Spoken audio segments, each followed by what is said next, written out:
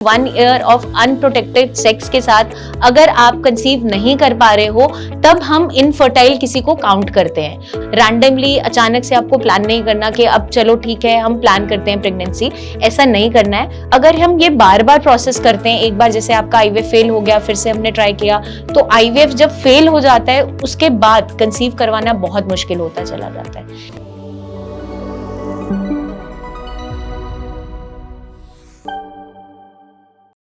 अगर 6-7 महीने से आप ट्राई कर रहे हैं नेचुरली कंसीव करने का, लेकिन फिर भी कंसेप्शन नहीं हो पा रही है और अब हम आईवीएफ की तरफ जाने वाले हैं, तो आईवीएफ को चूज करने से पहले, फाइनल डिसीजन लेने से पहले आपको कुछ चीजों के बारे में जानना बहुत इंपॉर्टेंट है। सो हेलो एवरीवन, मैं डॉक्टर प्रगति गुप्ता और आज इस वीडियो में हम जानेंगे इसी सब के बारे में कि आईवीएफ हमें क्यों इनिशियली स्टार्टिंग में ही चूज नहीं करना है और किस कंडीशन में ये चूज करना चाहिए ताकि आपकी जो कंसेप्शन है वो स्मूथ रहे और आपको कोई भी दिक्कत फेस ना करनी पड़े।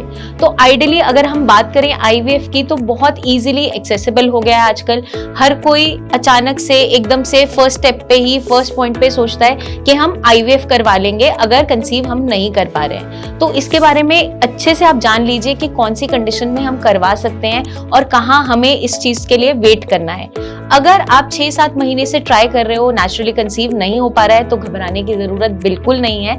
इनिशियली अगर आप 1 ईयर ऑफ टाइम पीरियड हो गया है और आप ट्राई कर रहे हो कंसीव करने का, फिर भी नहीं कंसीव हो पा रहा है, तब हम काउंट करते हैं कि इनफर्टिलिटी की कंडीशन आ गई है। तो इनिशियली जो डेफिनेशन है वो ये है कि 1 ईयर ऑफ अनप्रोटेक्टेड सेक्स के साथ अगर आप कंसीव नहीं कर पा रहे हो तब हम इनफर्टाइल किसी को काउंट करते हैं। तो अगर इतना फेज नहीं हुआ है तो जल्दबाजी नहीं करनी है, आईवीएफ की तरफ नहीं भागना है, क्योंकि जो आईवीएफ साइकिल्स है या आईवीएफ का जो रेट है, फेलियर का रेट है, वो काफी ज्यादा देखने को मिल जाता है। 70% चांसेस होती है कि आईवीएफ फेल हो जाए। बहुत से पेशेंट्स मेरे पास आते हैं जो कई बार मल्टीपल टाइम्स आईवीएफ करवा रहे होते हैं, फिर भी कंसीव नहीं कर पा रहे होते हैं। इसलिए ये सब जानना बहुत इंपॉर्टेंट है कि कौन सी कंडीशन में आपको बहुत सी चीजों का ध्यान रखना है। तो इनिशियली हमें क्या ध्यान रखना है, जब भी आप कंसेप्शन के लिए अपनी बॉडी को रेडी कर रहे हैं या आप प्लान कर रहे हो, तो एटलीस्ट सबसे पहले अपने कुछ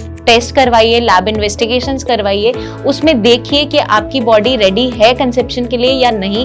रैंडमली अचानक से आपको प्लान नहीं करना कि अब चलो ठीक है हम प्लान करते हैं प्रेगनेंसी, ऐसा नहीं करना है। अपनी बॉडी को टाइम दीजिए, अपनी बॉडी को प्रिपेयर होने दीजिए। तो दोनों पार्टनर्स को, मेल और फीमेल को, अपने कुछ टेस्ट रन करने हैं। फीमेल्स को अपने हार्मोनल एसे जरूर करवाना है, उसका एएमएच का टेस्ट होता है, एफएसएच का होता है, प्रोलैक्टिन है, आपका एलएच हार्मोन है, ओव्यूलेशन ट्रैक की जाती है कि कब आपको कंसेप्शन इजीली हो सकता है। अपना एक अल्ट्रासाउंड करवाइए एब्डोमेन का कि कोई गांठें तो नहीं बनी है ओवरी में या फिर कोई तकलीफ तो नहीं है, क्योंकि मोस्टली फीमेल्स को पता नहीं होता कि वो पीसीओडी से सफर कर रही होती है। इनिशियली कई बार कोई लक्षण भी नहीं होते, लेकिन जब वो कंसेप्शन के लिए ट्राई कर रहे होते हैं, तो जब कंसीव नहीं हो पा रहा होता है तब डॉक्टर टेस्ट रिकमेंड करते हैं और पता चलता है कि उन्हें पीसीओडी है या कोई दिक्कत है। इनिशियली पीरियड्स भी रेगुलर आ रहे होते हैं, कोई तकलीफ नहीं हो रही होती, लेकिन हमें पहले से ही इन सारी चीजों को ध्यान में रखते हुए काम करना है। तो आप थायराइड प्रोफाइल भी अपना एक करवाइए। अगर आपकी एज 30+ है तो ये टेस्ट आपको करवाने बहुत इंपॉर्टेंट है कंसेप्शन को प्लान करने से पहले। अब हम आ जाते हैं मेल पार्टनर पे। तो मेल पार्टनर को भी अपना सीमन एनालिसिस, उसका स्पर्म काउंट ठीक है या नहीं, मोर्फोलॉजी कैसी है स्पर्म की, मोटिलिटी है या नहीं, स्पर्म काउंट कितना अच्छा है, तो वो सब हमें जानना बहुत इंपॉर्टेंट है। उसके लिए आपको क्या करना है, ये सारे टेस्ट रन करने हैं और अपने एक गायनेक से या नियर बाय डॉक्टर से मिलना है और उनकी गाइडेंस में ही अपना आगे कंसेप्शन को आप प्लान करेंगे। अगर हम कंसेप्शन प्लान कर रहे हैं, हमने डिसाइड कर लिया है कि अब हमें प्रेगनेंसी की तरफ जाना है, तो 3 मंथ्स पहले ही जो फीमेल है उसको folic acid enriched food items, folic acid के सप्लीमेंट्स शुरू करने बहुत जरूरी है ताकि आपकी कंसेप्शन इजीली हो जाए और कोई भी मिसकैरेज या कोई तकलीफ ना बने। तो इन चीजों का हमें इनिशियली ही ध्यान रखना है। अगर हम अचानक से आईवीएफ पे भागते हैं, तो मेरे पास वो भी पेशेंट्स आते हैं जो बहुत से आईवीएफ फेलियर के बाद आ रहे होते हैं और फिर वो बोलते हैं मैम किसी तरह कंसेप्शन हो जाए, आप प्लीज कुछ ट्राई कीजिए। तो आपने ये सब गलतियां नहीं करनी जो वो ऑलरेडी कर चुके हैं। तो 1 ईयर का टाइम पीरियड आपको सबसे पहले ध्यान रखना है कि आपने एटलीस्ट 1 ईयर ट्राई किया है या नहीं, जल्दबाजी नहीं करनी है। उसके बाद आपने अपने सारे टेस्ट करवाने हैं, फिर अपनी बॉडी को रेडी होने का टाइम देना है। तो अपने लाइफस्टाइल में चेंजेस आपको लेकर आने होंगे, अपनी डाइट सुधारनी होगी, मेल फीमेल दोनों पार्टनर्स को अपनी अच्छी हेल्दी डाइट पे स्विच करना होगा, अपनी फिटनेस पे ध्यान देना होगा, क्योंकि अगर ये सारे पैरामीटर्स ठीक होंगे तो कंसेप्शन बहुत इजीली हो जाती है। वरना आईवीएफ के बाद भी आप कंसीव नहीं कर पाओगे, बहुत सी आईवीएफ साइकिल्स भी फेल हो जाती हैं। अब आईवीएफ साइकिल में ऐसा क्या किया जाता है जिसके कारण से कंसेप्शन होती है या हम ट्राई करते हैं उसके लिए? तो आईवीएफ जो प्रोसेस है उसमें क्या किया जाता है, फीमेल बॉडी में डिफरेंट हॉर्मोन्स के इंजेक्शंस दिए जाते हैं, हार्मोनल साइकिल्स रन होती है, जिसमें आपकी ओवरीज को ओवर स्टिमुलेट किया जाता है, एफएसएच दिया जाता है कि फॉलिकल्स ज्यादा से ज्यादा बने और आपकी एग्स रिलीज हो और कंसेप्शन के लिए आपकी बॉडी को रेडी करें।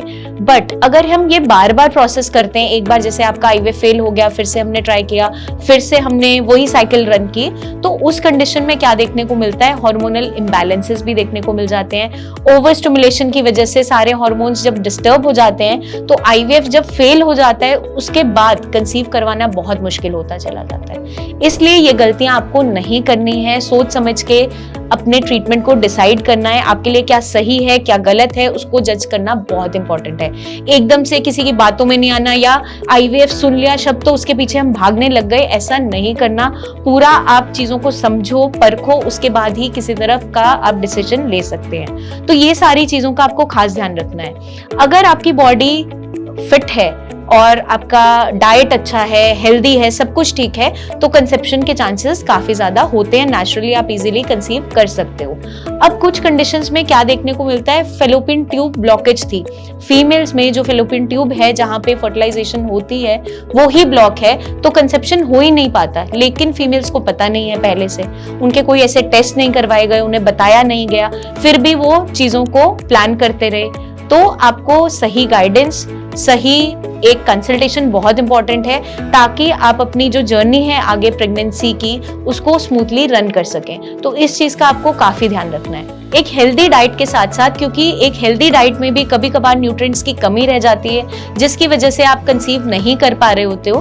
तो उस कंडीशन में हम नेचुरल सप्लीमेंट्स का सपोर्ट ले सकते हैं जो आपके यूट्रस को स्ट्रेंथन अप करने में मदद करेगी, यूट्रस लाइनिंग को बेटर करेगी, साथ के साथ हार्मोनल इम्बैलेंसेस से लड़ने में मदद करेगी, इवन आपकी एग क्वालिटी, एग रिजर्व को बेटर करने में हेल्प करेगी।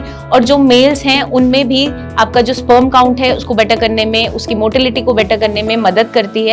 तो अगर ये सपोर्ट हमें मिल जाता है तो हम इजीली कंसीव कर सकते हैं नेचुरली, हमें आईवीएफ के पीछे नहीं भागना पड़ेगा, और कोई भी हमें जो इमोशनल स्ट्रेस बेयर करना पड़ता है या बहुत पेनफुल कंडीशन बनती है उस सब से हम बचते चले जाते हैं। तो मैं उम्मीद करती हूँ इस वीडियो से आपको मदद मिलेगी समझने में, जानने में कि किस कंडीशन में आईवीएफ की तरफ जाना है और कौन सी कंडीशंस ऐसी है जहां हम नेचुरली कंसीव इजीली कर सकते हैं। जल्दी हम आपसे फिर मिलेंगे, तब तक के लिए अपना ध्यान रखिएगा एंड टेक केयर।